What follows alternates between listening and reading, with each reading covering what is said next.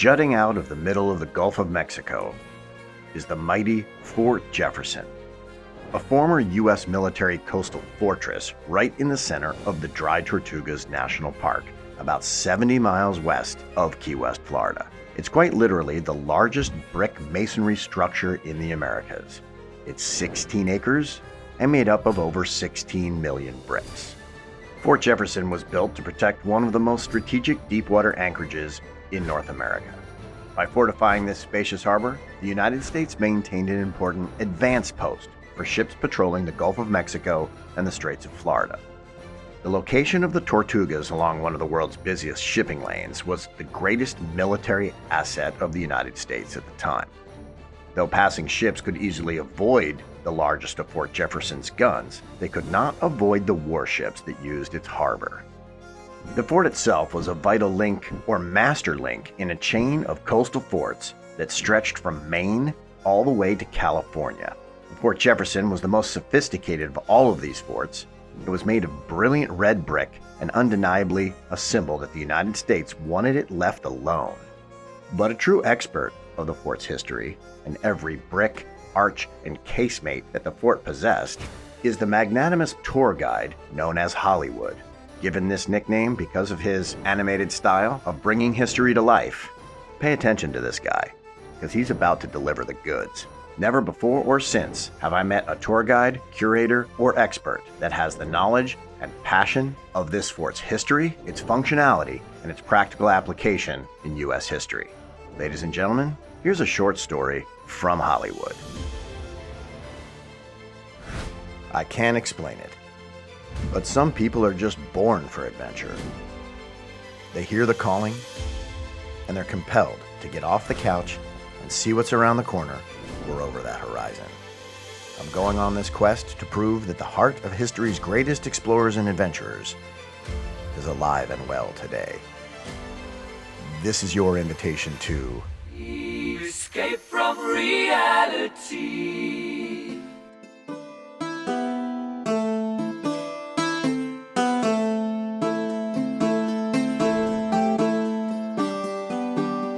I'm sure you've already realized the majority of this fort is made up of rooms very similar to this one here, right? These great big arched rooms.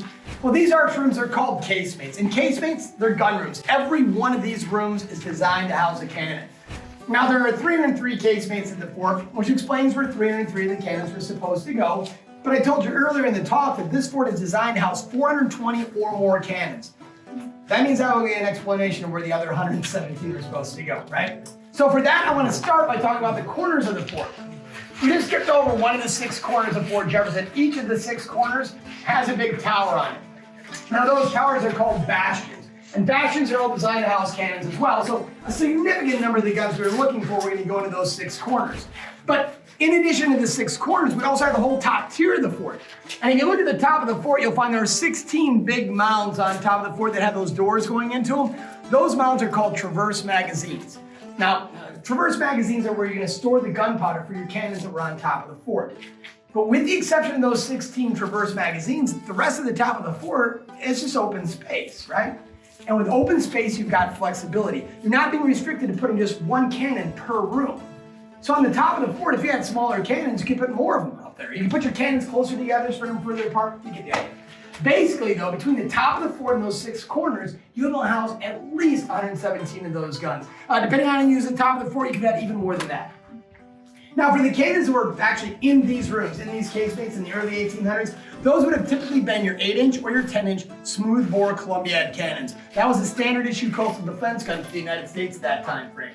Now, I'm not going to tell you they're spectacular guns, but they're pretty solid weapons. For example, an 8-inch Columbiad could fire a 65-pound solid shot. 65 pounds. Send that thing traveling over 2 miles, almost out to 2¼ miles. So that's pretty decent, right? It's not too shabby. But a 10-inch Columbiad, even more impressive. If you're about 130 pounds, or if you're less than 130 pounds, a 10-inch Columbiad could fire you over 3 miles, all right? Because a 10-inch Columbiad would fire a 128-pound solid shot over 3 miles with 39 degrees of elevation in a full charge. So this fort can really reach out and tap somebody when it wants to, right? Yeah. Now, I think that's all pretty cool and pretty impressive. But my favorite number of this entire tour is 125. And the reason 125 is my favorite number is that one number basically sums up how intimidating, how overwhelmingly powerful this fort was being designed and built to become. With a full complement of cannons here, the commander of Fort Jefferson would have been able to aim or train 125 or more cannons at a target regardless of the direction of approach. So no matter which way you try to attack this fort from, they would have always been able to aim at least 125 cannons at you. This fort is designed to fire 125 cannonballs a minute at a target regardless of the direction of approach. Wow. Impressive. Wow, that's impressive. This is a rough crowd though. All right, look, I'm sorry, but if you're just not wowing right now, it's gotta be, if you're just not like overwhelmed with the power of this fort, it's gotta be because you haven't thought at all about the flip side of the coin. You haven't thought about the targets at all, right? I mean, remember, we're in the middle of the Gulf of Mexico, right? I mean, your targets out here, you realize they're not gonna be soldiers out there in the field. They're not gonna be cannons in a wood line somewhere. Our targets out here, they're gonna be ships, right?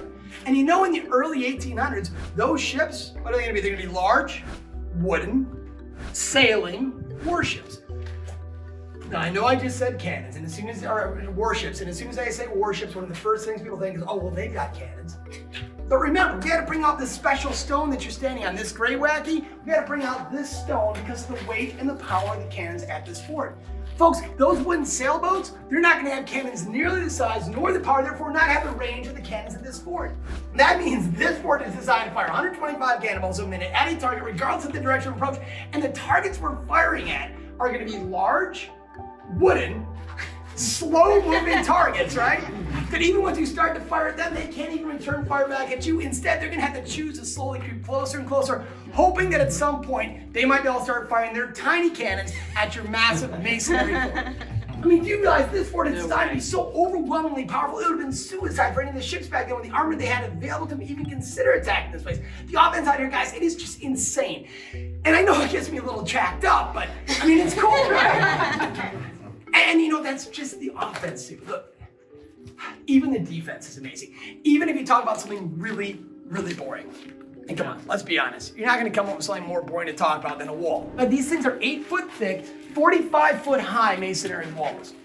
And that can sound kind of impressive to some people today, but it's even more impressive if you understand that the pinnacle of firepower back then, the most powerful cannons we had, those 10-inch smoothbore guns, those cannons, they took weeks to breach through an 8-foot thick wall. And that's when they were sitting on land in a static, stable position, trying the same spot on your foot wall over and over again. Remember, the cannons that are gonna be firing at us are gonna be much smaller than those 10-inch guns. And that's only the ship's lucky enough to get close enough to fire. But even then, it's bouncing around out there in the water, trying to dodge 125 cannonballs a minute coming at them and having to hit the same spot on your fort wall. The reality is, having an 8-foot thick wall in the middle of the Gulf of Mexico back then basically made these impenetrable walls. They decided to build a series of cisterns underneath the fort itself. The entire foundation of Fort Jefferson is comprised of 109 cisterns. Those 109 cisterns have the ability to hold 1.5 million gallons worth of fresh water. Now, to fill these things up, we were planning on using rain collection. When you look at the top of the fort later, you'll see the majority of the top of the fort is made up of dirt or fill. The idea was when it rained, the rainwater would make its way through the dirt or fill and then eventually hit the top of those second-tier casemates. Those arches up there are gonna push the water to either side of the casemate. Now, on that second tier, all that water is gonna get funneled into the center columns of the fort. Down here on the first tier, if you look at any one of these center columns, you're gonna find that each one of these center columns has a void in it, okay? And if you look at the top of any one of these voids on the first tier, you'll see that they have a big iron pipe up on the top of it. That iron pipe is what brought the fresh water from the second tier down here to the first tier.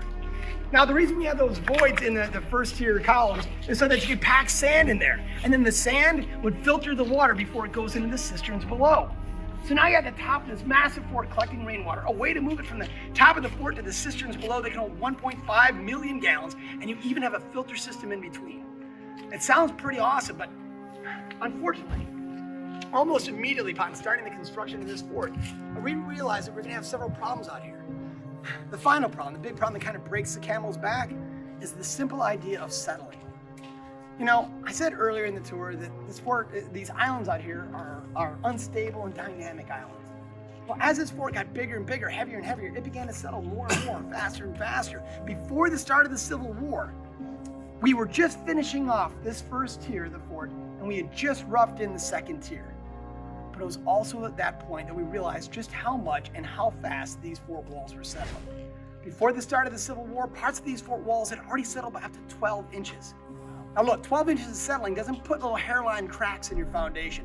It puts massive cracks in your foundation. And if your foundation is comprised of the cisterns that are supposed to be storing your fresh water, you're gonna have some problems.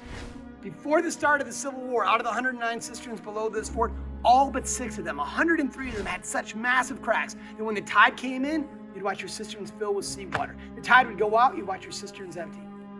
Look, this would be a big problem for any fort at any time frame, regardless of its location. But remember, this is a massive Union fort, just before the start of the Civil War. The state of Florida is about to become a Confederate state, and you're gonna get over 1,800 people living in these fort walls. The Army had to come up with something and come up with something quick. In its infinite wisdom, they decided to send out a couple giant steam condensers. Now, steam condensers, they are wicked cool machines. They're simple, reliable, dependable, and they seem to do magic right before your very eyes. Basically, a steam condenser, all it does is it boils salt water, right? And as you're boiling the salt water, the steam's gonna rise, the salt and the impurities stay below. Then as the steam moves into a separate chamber, it's cooled or condensed. Just like that, you've got fresh water. And the coolest thing is, if you have a couple giant steam condensers like we had here in the early 1800s, you can actually make massive, massive amounts of fresh water. You just need 2 simple things first. First, you're obviously gonna need massive amounts of fresh water to boil. But secondly, you need massive amounts of fuel to boil it with. And that's the rub for us out here, right? We have no fuel out here.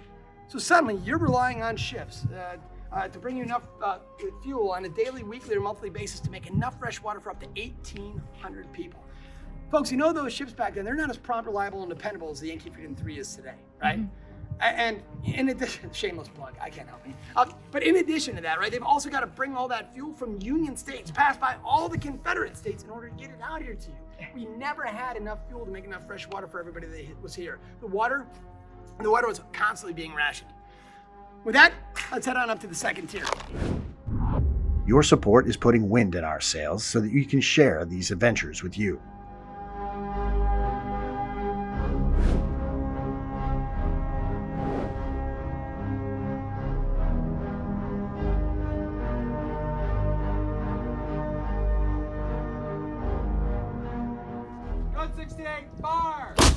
Exactly how many battles actually took place here in the Dry Tortugas? How many ships are sunk right offshore because of this fort? And I'm extremely, extremely excited. I'm super proud to announce that not a single shot was fired out of anger from Fort Jefferson. Now, there were several shots that were fired out of boredom and frustration, as well as for practice, but there were no shots that were fired out of anger. With that being said, however, there was an engagement that took place out here that not everybody's always familiar with.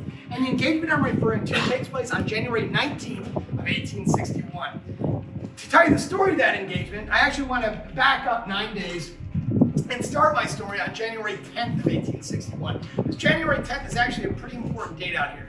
January 10th is the date that the state of Florida secedes from the Union and joins the Confederacy. Now, if you're a massive Union fort right offshore from the state of Florida, they decide to flip-flop signs on you overnight, there's obviously going to be a lot of things that need to start changing out here in your world. Well, the most visible thing that you can still see today that started to change on January 10th are actually the fort walls themselves. When you're on the outside of the fort, you may have noticed that the first 2 tiers of this fort are made up of a light tan or a sandy colored brick. But the top of the fort, the bricks are dark or redder brick. Downstairs, we were talking about, when we were talking about the water system, I had mentioned we had just roughed in the second tier of this fort, right? Well, folks, all these bricks that are on the first 2 tiers, all these light tan, sandy colored bricks, they were all being shipped to us from Pensacola, Florida. When Florida joins the Confederacy, they decide to stop sending this Union fort bricks. So that feels like home. So they need to start getting bricks from a Union state. When you look across the playground in the third tier of this fort, those dark red bricks up there, you know, they look like bricks from what, Boston, New York, Chicago, obviously a northern state. That all makes sense now. Actually, all those bricks on the third tier, they were shipped to us from Brewer, Maine. Maine, the northeastern state in the entire country, shipped all the way down here to build the third tier of this fort. Now, something else that needs to change on January 10th is that on January 10th, we didn't actually have any Union soldiers out here to protect the fort. We had masons and engineers, we had workers and enslaved blacks that were out here building Fort Jefferson, but we did not have any Union soldiers here to protect it. And keep in mind, a lot of the people who were out here working on the fort, they were from the South. They're from Florida, they're from Georgia, they're just down here building a fort. Well, luckily for the Union states, some of the Union states had realized that things were starting to head south here in the South. They decided that they should send an artillery company out here to the Dry Tortugas to protect Fort Jefferson. So on January 5th, 1861, 5 days before Florida joins the Confederacy, Major Lewis Arnold and his artillery company of 66 soldiers, they leave Boston and they rush down here to the Dry Tortugas to protect this fort. Now this rushing, well, it takes about 13 days. So they don't actually arrive here until very, very late in the day on the 18th of January, 1861. They arrive so late in the day, they basically just offload their ship and they rack out for the night. Now, the next morning on the 19th, these soldiers, they all wake up and their first mission that day was to inspect Fort Jefferson and figure out what they were gonna have to do to make this fort defendable should it ever come under attack by Confederate ships. So on the morning of the 19th, these soldiers, they all wake up and start going through the fort. And suddenly, one of those soldiers looks right out there at that horizon and they see this set of sails approaching the fort. Now, as this set of sails gets closer, they realize it's an armed schooner from the state of Florida. Now look, this armed schooner, it doesn't like just approach the fort and sail off. It actually sails right up to the fort. And get this, the captain of that ship then gets out and demands the surrender of Fort Jefferson to the state of Florida. Now, the first time I hear this story, right, I'm assuming that captain has either got to be like the biggest, baddest, bravest captain on the seven seas, or he's a complete nut job, right? I mean, who in their right mind could go up to any fort back then, let alone the most powerful fort being built? Not with a fleet of warships, not even one proper warship, mind you, but just a little tiny wooden schooner with a couple cannons on the deck, and then demand that the fort surrender to the little boat. First time I heard this story, I laughed. I laughed profusely for quite some time, but like, I'm a major nerd, okay? Eventually though, when I was done laughing, I thought about it a little bit more, and that's when I realized, you know, I don't know exactly how brave that captain was, but he definitely wasn't crazy. I mean, what he was just an opportunist, right? Think about this, if you had gotten here the day before, less than 24 hours earlier, there wouldn't have been any Union soldiers here to protect the fort. All he'd have had to do is convince the workers, the enslaved blacks, the masons, the engineers, many of which were already from the South, to let him have control of this place, and he would have suddenly had the most powerful Union fortification on a silver platter for the Confederacy. That captain, he would have been a hero in the Confederate States. They had written songs about this guy. He would have lived like a king the rest of his life in the Confederate States. So I just have to believe that as that ship is getting closer and closer to the fort, and they get within 3 miles of Fort Jefferson, and there's no cannon fire coming out at them, the captain probably felt pretty good about things, right? They get within 2 miles of the fort. Still, not one shot heading his way. That captain's feeling really good about things. Less than a mile away, not even a peep out of Fort Jefferson. Come on, that captain must have been skipping up and down the deck of his boat, whistling Dixie, right? Think he's about to pick up his winning lottery ticket and he is set for life. Well, that's what that captain was thinking when he demanded the surrender of Fort Jefferson, and I can only imagine how disappointed, how frustrated, how heartbroken he must have been to see Major Lewis Arnold march out of this fort, right, wearing his Union artillery uniform, and explain to that ship's captain that the only reason he hadn't been sunk over 2 miles ago is because Major Lewis Arnold wants that ship to sail back to Florida and deliver one final warning to the Confederacy. We want everyone to understand that if any Confederate ship ever comes within 3 miles of this fort again, they would be sinking. But we're not going to waste our cannonballs out here on warning shots, folks. We're not going to waste our time sailing out there saying, hey buddy, what are you doing all the way out here? From this point forward, any Confederate ship within 3 miles would be sinking. Major Lewis Arnold then explains to that captain that he has 10 minutes to start sailing back to Florida to deliver this message for us. Otherwise, on minute 11, him, his crew, and his ship would all be sinking. And we would just politely ask the next ship that arrived, please deliver the message for us instead. With that, Major Lewis Arnold is in about face, marches back into the fort. Although Major Lewis Arnold and his artillery company had arrived here just the evening before, less than 24 hours earlier, none of their cannons had arrived yet. Right? He was completely bluffing. There was no way he could save that ship out there, folks. Now look, I'm not telling you they want to try to defend the fort with their sidearms, right? I'm not saying that at all. But what I am telling you is that ship that was out there was under no threat from Fort Jefferson. And if that captain had just realized that, why not stay a little bit offshore and try to blockade those cannons from getting inside this fort? If they could have kept those cannons from getting inside Fort Jefferson and then gotten word back to the Confederacy that there's only 66 soldiers out here with sidearms but no cannons, it wouldn't have been that hard for the Confederates to take over Fort Jefferson. At least in some small way, Major Lewis Arnold's ability to bluff helped keep this fort a Union fort throughout the entire Civil War.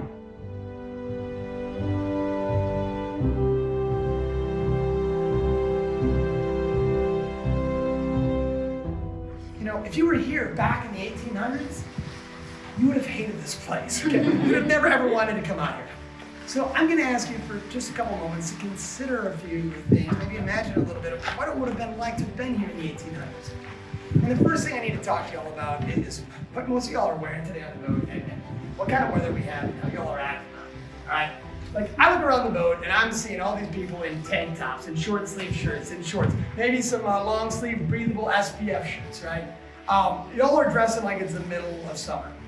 Actually, it's fall now, and this has been a very, very chilly fall for us out here in the Dry Tortugas. It is obvious to me when I look around at you folks today that you don't understand this is a chilly day here in the Dry Tortugas for this time of year. And I know some of you are laughing at me right now and you think I'm the one that's crazy, but I'm telling you, this is a chilly day. At this point in September and early October, we should still be having upper 80s, lower 90 days. Today, in the last week, I think our highs have been like maybe 82 to 85. During the summertime, the air just gets so thick, so humid, so heavy, it just sort of sits there, it doesn't even move. It literally feels so thick and humid, you want to cut it and chew it before you breathe it. Today, we have all these clouds that are passing by to give you shade. I don't want any shade today, right? I'm looking to warm up in the sun, and yet on a hot summer's day, I'll look up there at that sky and I swear, day after day, it's like from horizon to horizon, nothing but this bright blue sky with this raging sun that it sits up there baking you down hour after hour, minute after minute. It gets so hot out here without shade, the seconds they tick back by so slowly that it's literally painful. It is disgusting how hot the hot days are out here, okay? I mean, and so here we are, we're downstairs talking about the water system, right? The sun had just come up. I'm out in the sun trying to warm up and catch a couple rays, and I'm looking at the rest of you dressed the way you are right now, and every single one of you is standing in the shade like it's warm out. What is wrong with you people? And I'm sorry, but if you do think it's still warm out here today, wear what you're wearing, just walking around with me in the shade and standing around listening to me babble at you, then you need to take a moment and consider what it would have been like to have been here in the 1800s. Because instead of your SPF shirts, or your tank tops, or your short sleeve shirts, right now, the majority of you would have been with the Union Army. So instead, you'd be wearing a dark blue, thick wool jacket, long sleeve shirts, long sleeve undershirts, long wool pants, socks, boots, hats. That's what you're working and drilling and training in every single day out here. Not just on these chilly days, but even in the summer. And I'm sorry, but if you're feeling warm, wear what you're wearing right now. Standing in the shade, imagine like wearing that uniform, being in the parade ground where you don't get to feel any of the breeze because of the fort walls, being underneath the sun, having to do drills in the middle of a hot summer day, or haul bricks at the top of the fort. I think if I put most of you in that uniform right now and I let you stay up here with the breeze and the shade, most of you'd still be sweating all day long. And that's on a chilly day. And you know, at the end of your workday, you don't get to go home to air conditioning, right?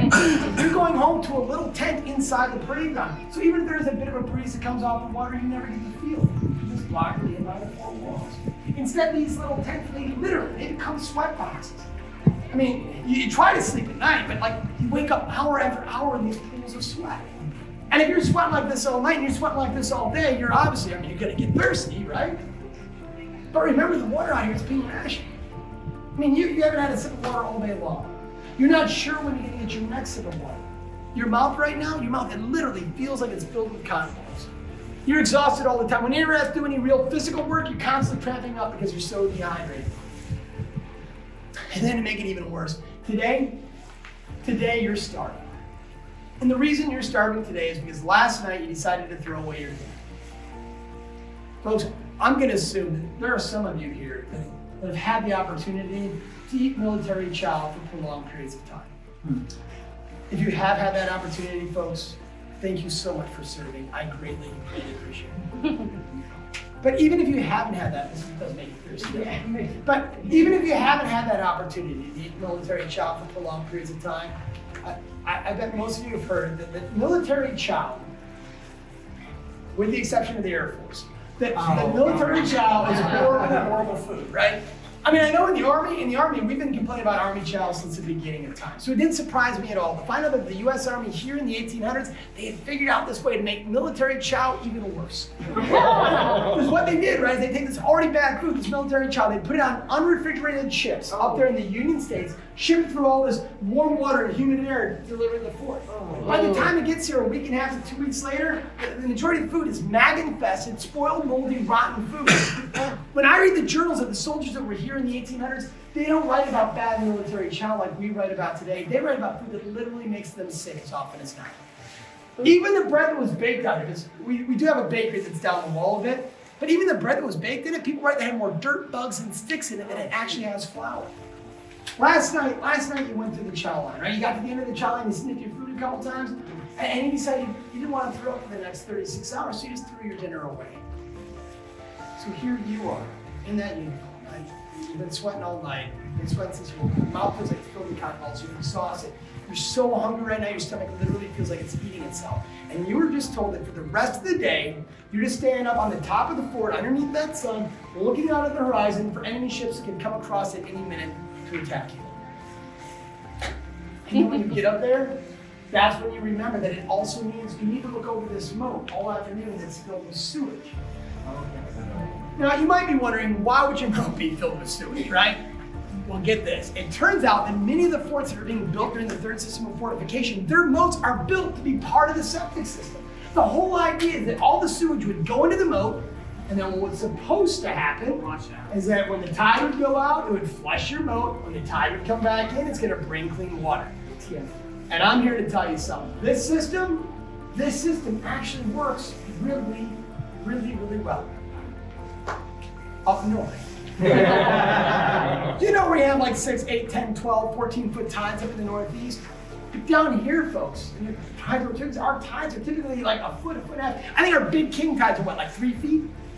So that means your moat never fully flushes. Instead, the sewage of 1,800 people just builds up around you day after day, baking underneath that raging sun in the 90-degree heat week after week. Could you imagine the stench of that? No shit. And remember, folks, you're not out here for a few days or weeks or even months. You might be here the rest of your life, suffering like this, wondering if you're come under attack that day, surrounded by sewage. And I'm sorry, but if this is not quite bad enough for you yet. About 4 weeks ago, your best friend started getting really, really sick. And they're not the only ones. You start to look around the fort and you realize that there's a lot of people that are suddenly getting sick here at the fort. And the doctors are trying to figure out what's causing this disease or how to stop the spread of it, but they can't seem to come up with what's going on. So about 3 weeks ago, they sort of this breakdown and they decided to build this little makeshift hospital. You can barely see right now. Right out there where those little white caps are, there's a little island down there called Hospital Key. I pointed it out on the ride in. Well, it's named Hospital Key today because that's where they built this little makeshift hospital. Now that island was much bigger back then. But once they got a couple walls and a roof on that hospital, they sent your best friend and everybody else who's sick here at the fort out there to Hospital Key. The whole idea was to get all the sick people away from the healthy people of the fort, and they thought that might stop the spread of the disease. The problem is they didn't understand, they didn't know that this disease, it was the yellow fever. And you know the yellow fever, it's not spread from person to person, right? It's spread by mosquitoes. So although they sent your best friend and everybody else who's sick out there, more and more people keep getting sick at the fort. About a week and a half ago, you start hearing all these rumors around the fort that every doctor, nurse, and medical aid stationed in Fort Jefferson, they're all now suddenly living on Hospital Key. And then just 2 nights ago, when you're going through the chow line trying to find something decent to put in your stomach, you hear that every single one of them has succumbed to the disease and is now dead. So here you are, living through how we were talking about before, right? Every day, one of you are coming under attack by Confederate ships, or enemy ships, I should say, every day surrounded by sewage. And on top of all that now, right? Now you're stuck out here 70 miles away from the nearest piece of civilization with this crazy disease that's going around. It's already killed some of your friends. Many other people that you know, and now every doctor that was stationed here who might have been able to find a cure for this thing, figure out how to stop the spread of it. Quite honestly, just take care of you if you broke your leg tomorrow. Folks, although it killed every doctor that was stationed here, it hadn't killed Dr. Samuel Mudd. Samuel Mudd hears that every other doctor's died at the fort because of this disease, and he volunteers to help out. Just having a doctor back at the fort, it boosts the morale of the entire fort. If you're out there on Hospital Key, suddenly instead of just having food and water dropped off on the beach to you every day, you have a doctor going back out there, trying to find a cure for you, trying to figure out how to stop the spread of this disease. Honestly, just comforting you as you go through the worst stages of the disease. He takes copious notes about the progression of the disease around the fort and all the symptoms that people are going through. And these notes go back to Washington, D.C. after the epidemic to try to help doctors with future epidemics. Some people will tell you about all these lifestyle changes he made out here and how these lifestyle changes dramatically reduced the length of the epidemic and thereby saved countless lives. Honestly, that might be the truth, folks. But the problem is nobody can prove it, let alone quantify the lives that he saved. However, what I can prove to you today is that those soldiers that were out here during the yellow fever epidemic, those soldiers that had survived the yellow fever, they ended up being so grateful, so thankful for all the hard work, the dedication, the commitment, the compassion that Samuel Mudd showed to them. And keep in mind, right, he's not showing this commitment and compassion to his next door neighbor or somebody downtown. He's showing this commitment and compassion to the very soldiers that were here to keep him a prisoner, right? But those soldiers, they ended up being so impressed with Samuel Mudd that after the epidemic was over, they all got together and they wrote a letter to the President of the United States asking that Samuel Mudd be pardoned for his crimes because of his actions here at Fort Jefferson. So although he was sentenced to do a lifetime of hard labor here, he was only here for 4.5 years and was then allowed to go home a free man. It's kind of a happy story for Samuel Mudd, right? Mm-hmm. But the downside is, most of you have probably heard that phrase, your name is Mudd, right? Mm-hmm. People tell you your name is Mudd when they're trying to tell you they think you can't be trusted or they think you're a traitor. And folks, Samuel Mudd, he had to live with that reputation his entire life.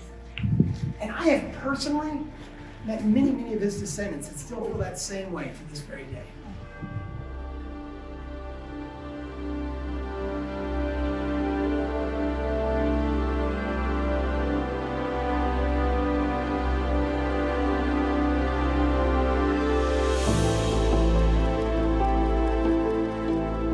When we started construction of Fort Jefferson, we had enslaved blacks out here to help build the fort.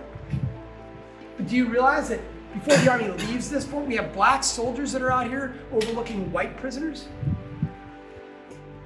During the construction period of Fort Jefferson, our country found itself having a few disagreements, found itself in an argument, and then eventually the Civil War. But you realize before the Army leaves this fort, our country is once again united, moving in the same direction, at the very, very least, talking to each other again. Folks, I think these are important things to keep in mind today, and I think this fort can be a fabulous reminder of those. With that, thank you guys so much for your time.